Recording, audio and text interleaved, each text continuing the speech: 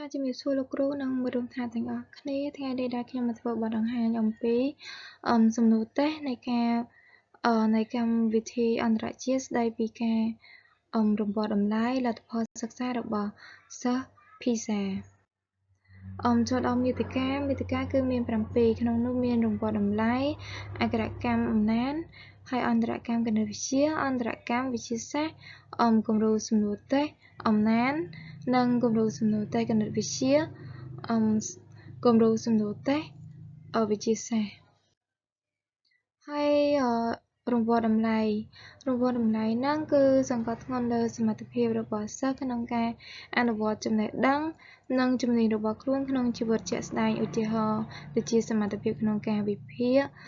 ផ្ដល់ទិន្នហេតុករណ៍និងប្រាស្រ័យទាក់ទងប្រកបដោយប្រសិទ្ធភាពដោយពួកគេត្រូវកំណត់ការបកស្រាយនិងដោះស្រាយបញ្ហាក្នុងស្ថានភាព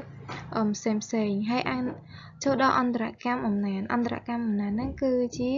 សមត្ថភាពយល់ដឹងប្រើប្រាស់ពិចារណាលើអត្ថបទសរសេរដើម្បីសម្រេចបានគោលដៅអភិវឌ្ឍចំណេះដឹងនិងសក្តានុពលរបស់ខ្លួនព្រមទាំងដើម្បីចូលរួមក្នុងសង្គមហើយអន្តរកម្មគណិតវិទ្យាហ្នឹងគឺជាសមត្ថភាពទាញជារូបមន្តចេះប្រើប្រាស់និងបកស្រាយគណិតវិទ្យាដោយប្រើប្រាស់ទស្សនាទាននិងឧបករណ៍ដើម្បីពណ៌នាបញ្យលនិងព្យាករណ៍ពីបាតុភូតនិងចេះធ្វើការវិភាគត្រឹមត្រូវនិងធ្វើការសម្រេចចិត្តជាពលរដ្ឋល្អដែលមានការត្រិះរិះពិចារណាហើយអន្តរកម្មវិទ្យាសាស្ត្រគឺជាសមត្ថភាពយល់ដឹងអំពីបញ្ហាវិទ្យាសាស្ត្រនិងគំនិតវិទ្យាសាស្ត្រជាពលរដ្ឋដែលមានការត្រិះរិះពិចារណាដែលអាចយល់ដឹងពីវិទ្យាសាស្ត្រនិងបច្ចេកវិទ្យានិងមានសមត្ថភាពក្នុងការបញ្យល់ពីបាតុភូតវិទ្យាសាស្ត្រវាយតម្លៃនិងការរៀបគម្រោងស្រាវជ្រាវនិងបកស្រាយទិន្នន័យនិងភស្តុតាងវិទ្យាសាស្ត្រចូលដល់អន្តរកម្មអំណានហ្នឹងគឺការវាយតម្លៃអន្តរកម្មអំណានត្រូវបានបង្កើតឡើងនៅលើលក្ខណៈភារកិច្ចសំខាន់ចំនួន3ហើយក្នុងនោះគឺមានដើម្បីធានាបាននូវការគ្របដណ្ដប់យ៉ាងទូលំទូលាយនៃវិស័យនេះដំណើរការហ្នឹងគឺសំដៅទៅលើវិធីសាស្ត្រនៃការយល់ដឹងដែលកំណត់ពីរបៀបដែលអ្នកអានចូលរួមជា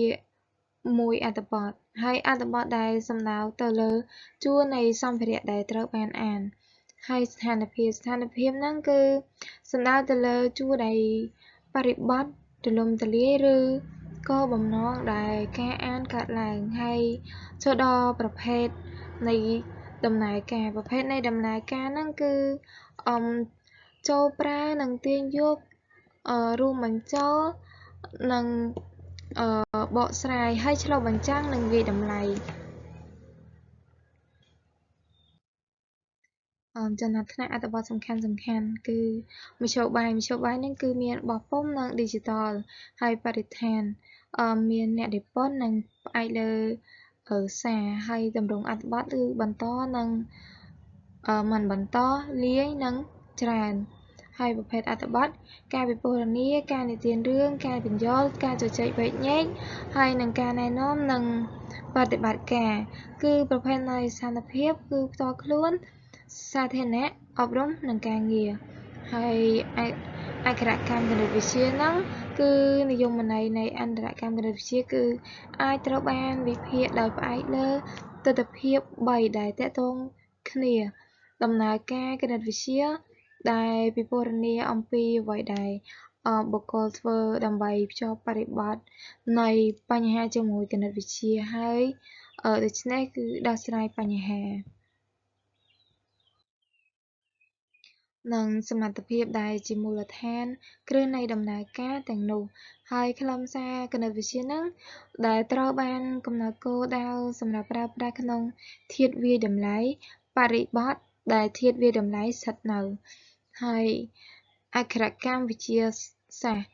អត្ថបទហ្នឹងគឺមានបញ្ហាផ្ទាល់ខ្លួនក្នុងស្រុកជាតិនិងសកលលោកទាំង បច្ចុប្បន្ននិងប្រវត្តិសាស្ត្រដែលទាមទារការយល់ដឹងខ្លះៗអំពីវិទ្យាសាស្ត្រនិងបច្ចេកវិទ្យាហើយចូលដល់ចំណេះដឹងហ្នឹងគឺមានការយល់ដឹងអំពីការពិតសំខាន់គោលគំនិតនិងទ្រឹស្ដីបញ្យលដែលបង្ហាញជាមូលដ្ឋាននៃចំណេះដឹងវិទ្យាសាស្ត្រហើយចំណេះដឹងបែបនេះហ្នឹងគឺរួមមានចំណេះដឹងអំពីពិភពធម្មជាតិនិងវត្ថុបុរាណបច្ចេកវិទ្យាមាននៅក្នុងនោះគឺចំណេះដឹងខ្លឹមសារហើយចំណេះដឹងអំពីរបៀបដែលកំណត់បាននេះត្រូវបានផលិតហ្នឹងគឺមានចំណេះដឹងនីតិវិធីត្រូវហ្នឹងគឺការយល់ដឹងអំពីហេតុផលមូលដ្ឋានសម្រាប់នីតិវិធីទាំងនេះហើយនិងយុទ្ធកម្មសម្រាប់ការប្រើប្រាស់របស់ពួកគេហើយចំណេះដឹងអំពីការយល់ដឹងហើយសមត្ថភាពក្នុងការបញ្យល់ពីបាតុភូតតាមបែបវិទ្យាសាស្ត្រហ្នឹងគឺមានបកស្រាយទិន្នន័យនិងផុសតាងតាមបែបវិទ្យាសាស្ត្រនិងវិតម្លៃនិងអង្កេតវិទ្យាសាស្ត្រហើយអាកប្បកិរិយាហ្នឹងគឺជាសំណុំនៃអាកប្បកិរិយាចំណេះវិទ្យាសាស្ត្រដែលបង្ហាញដោយចំណាប់អារម្មណ៍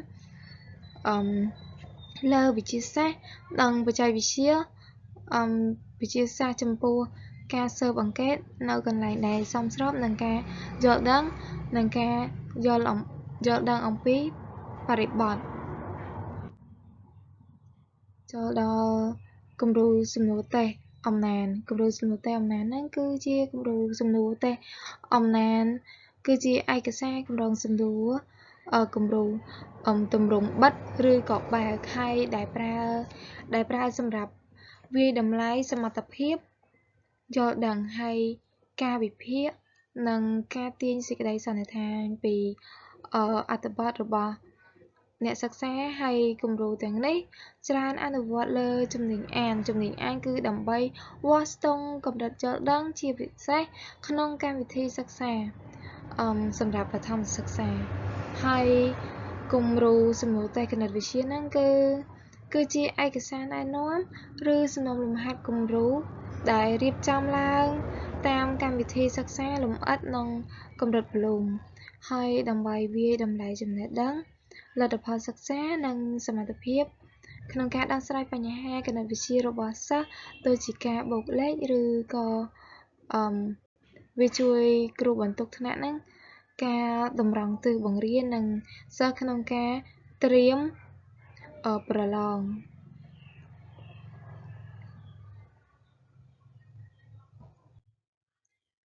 ចូលដល់គំរូសំណួរតេស្តគំរូសំណួរតេស្តវិទ្យាសាស្ត្រសំដៅទៅលើសំណួរដែលបានរៀបចំឡើងជា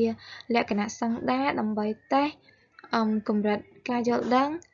ពីអត្ថបទរួមមានសំណួរពហុជ្រើសរើសត្រូវឬខុសឬក៏សំណួរចម្លើយ